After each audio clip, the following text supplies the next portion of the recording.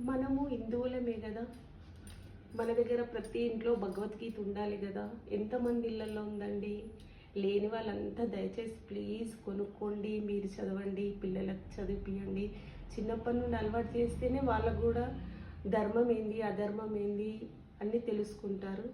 చూడండి, ముస్లింలు అయితే ప్రతి ఫ్రైడే మసీద్కి వెళ్ళి ఖురాన్ చదువుతారు. క్రిస్టియన్ అయితే ప్రతి సండే చర్చికి వెళ్తారు, బైబిల్ చదువుతారు.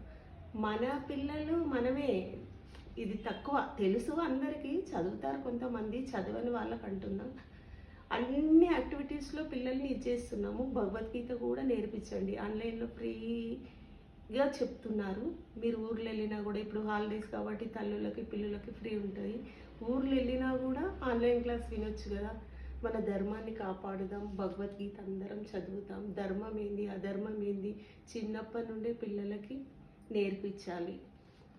జై భగవద్గీత, జై జై భగవద్గీత.